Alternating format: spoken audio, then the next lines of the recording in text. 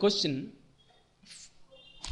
for Westerners whose idea of luxury is usually tied up with crescent drives, dash servants and grand stairways, first class Japanese inn may seem almost dash in its simplicity and understatement. So from the statement you can easily understand that Western people have some idea about what luxury is all about. Whereas when they see the Japanese inn or a hotel, it is totally in contrast, a different one, totally simplicity, understatement. So what they expect and what they see, there is a lot of difference. So the words must be opposite. Loyal, impoverished. There is no clue to say loyal. Therefore, A can't be the answer. Humble and idyllic. Humble may be the quality of servants, but actually this doesn't have anything to do with idyllic. Not the answer. Natty. Natty means neat and trim. Now, liveried and perverse. That's the right answer. Liveried means what? Uniformed. So they expect the hotel servants to be highly uniformed and very much formal. And perverse means on the contrary. Therefore, the best answer here is D. D is the best option. Bilious. We need to find out the synonym of this word. The choices are ill-tempered, robust, gallant, uneconomical. Bilious, if you do not know the meaning, try to eliminate as many choices as possible. Ill-tempered, negative word. So the answer also must be bilious is an ill-tempered, negative word. So if the word is a negative word, this could be the answer. Now, robust and gallant, both are positive words. So two positive words. Again, think, because it's a very rare possibility. Examiner knows all these things. He gives you questions in such a way that you should be able to smartly answer it rather than knowing the meaning. Robust is very strong, and gallant, you also know, the gallant rewards, a lot of bravery. And uneconomical. Uneconomical means what? Unnecessary wastage. So it's expensive. The best answer here is A, ill-tempered. A person who has got very bad temper is said to be bilious in nature. A is the best option. Defining myths as commonly believed narratives. A dialogue between the historical myth makers and their dissenters regarding myths that have shaped American self-understanding is set up by Hughes. This is the question. And this is followed by 4 choices. A is repetition, as you know. A dialogue between the historical myth makers and their dissenters regarding myths that have shaped American self-understanding is set up by Hughes. B. Hughes sets up dialogue between the historical myth makers and their dissenters regarding myths that have shaped American self-understanding. C. Hughes sets up a dialogue between the historical myth makers as well as their dissenters regarding myths that have shaped American self-understanding. D. The historical myth makers and their dissenters were set up to have dialogue by Hughes regarding myths that have shaped American self-understanding. The question not very long, no doubt, but the answer is very easy to find. Whenever the question is long, don't get unnecessarily carried away with the thought that it is a very difficult one. Examiner really is helping you. How? There are only 2 fundamental principles involved in this. The question begins with defining myths as, that means starting with some kind of a descriptive clause. That means immediately you must check for the proper subject after the comma. Now put yourself one question. Defining myths, this can be done by whom? Can a dialogue do it? No. Therefore, A cannot be the answer. Strike it off. B. Hughes, name of a person. Can you define? Yes. Possible. Again, C. Hughes sets up. Once again, possible, because it is beginning with name of a person who can define. Why define? It's given the beginning, defining myths. What about D? The historical myth. Again, no. That means 50% of your job is already done. Now what is left over? You have to select between B and C. Have you noticed? I am using one word, between and. Look at the question. Hughes sets up dialogue between the historical myth makers and. So, between is followed by and. What about C? Between followed by as well as. What more you want? The best answer is obviously B. Understood? Whenever the question is long, understand one thing, the fundamental principles now are being emphasized.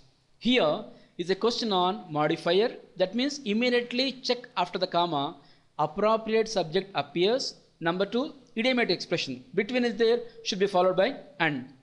We go with B as the best option. Okay. On antonym, the given word is nadir. Do you know the meaning of nadir? Even if you do not know, nothing to panic. We try to eliminate as many choices as possible. That's a very powerful technique which you must exercise. Vertex. Don't confuse with the vertex. See the vertices of a triangle. This you must have seen in your geometry and all that. So these are the corner points. But the given word here is vertex, V-O-R. Even this word is also very much known to most of you. The circular motion, the fluid mechanics you must have come across. So vertex is something which is a circular motion. Circular motion cannot have an antonym. Therefore, straight away ruled out. Zenith. Zenith computers. Zenith is a very popular word. For example, don't know this also. So what? Don't worry. It's a possible answer. Keep it. Acclivity. Look at the word acclivity. AC. And then cleave. ITY. The quality of having inclination. If you come across the root of this. Right. So this is what is acclivity? The slope, upward slope is called acclivity. D, apogee. What is apogee? Apogee is the distant point from Earth in any orbit of a moon or any artificial satellite. Therefore, this is all this farthest point, but actual word nadir is the bottommost point. And what is opposite? Zenith.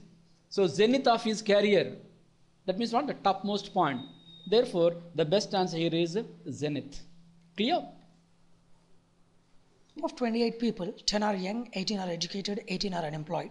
4 are young, educated and unemployed. There is only one young person who is neither educated nor employed. 2 are young and unemployed, but not educated. Find the number of people who are young and educated but not unemployed. Now, in this problem, he is discussing about 3 different things. One is about the young people, and about their education and their unemployment. Let us think that there are totally, Y is the representation of young people, E is their education and U is their unemployment. Totally there are 28 students. So mu is nothing but 28. Now 10 are young, so Y is 10. 18 are educated, so educated is 18. And 18 are unemployed, so U is again 18. 4 people are young, educated and unemployed. Now, whenever we are solving any problem on Venn diagrams, first of all, we have to fill the region which is common to all the given categories. Now, here young, education and unemployment. So, there are 4 students, 4 people who are young, educated and also unemployed. Next, let us consider the next case. There is only one young person who is neither educated nor unemployed. One young person, so in this region of young, who is neither educated, that means he is not educated. So this is the region of educated, so this will not be considered. Then nor unemployed, so he is also employed, so this is the region of unemployed. So the young person does not belong to these 2 regions, so the only option left is this part 1. Next, 2 people are young and unemployed. 2 people are young and unemployed but not educated. So 2 people are young, they are also unemployed, so region of Y as well as this unemployed but not educated, so educated region is ruled out, so this will be this value, it is nothing but 2. Next, similarly, find the number of people who are young and educated. We have to find the people who are young as well as educated but not unemployed, so this region must be eliminated. So we need to find this region. Entire young people are totally, there are 10 students, 10 young people, out of which 4, 6, 7 are occupied by the regions which we don't require. So this region will come to be 3. So what is the required answer? 3, that is option D. Now look into this question. This is based on critical reasoning. A very interesting one indeed. In an attempt to initiate health consciousness among people, a health expert took to stage performances demonstrating how food is prepared by street vendors and how deleterious it is to health. Since such foodstuff available with street vendors is unhygienic, he appealed to government to make a legislation regulating the quality of food by vendors. The question here is, which of the following, if true, provides the most support for the argument above? Mind you, whenever you are answering any critical reasoning question, read the question first and then the argument. This will save a lot of time in examination. Okay, the first paragraph is the argument, second paragraph is called the question. Once you know what to do, it becomes very easy to just glance at the question very easily. Now, look at this. You have to find one choice which supports the argument. What is the idea here? The health expert has taken to stage and then he wants to demonstrate how food prepared outside is very bad and how it is causing the harm. Now, which choice correctly supports it? We need to look at that choice. A. Within the jurisdiction covered by the proposed legislation, most residents are unmarried. In fact, unmarried people are more worried about their looks, and therefore there is no point in stating that they eat always outside. Therefore, this doesn't gel with the given argument, right? So, unmarried doesn't mean he goes and eats outside. This is far from being relevant to the given argument. Can't be the answer. B. Most hospitals have recorded the case sheets of local patients as attributable to food poisoning. Perfectly meaningful choice, because the health expert states what? Eating outside is bad for health. And even hospitals also corroborate that. That means they prove it, they substantiate it. Therefore, it is a probable answer. Retain it. C. Food stuff prepared at home is more hygienic since the kitchenware is relatively new. What does it mean? Kitchenware is new, can't you make the food very bad? Or even the kitchenware is totally old one, can't you make fresh and hygienic food? Again, this carries no cogency with it. Therefore, it's also not the possible answer. Eliminate it. D.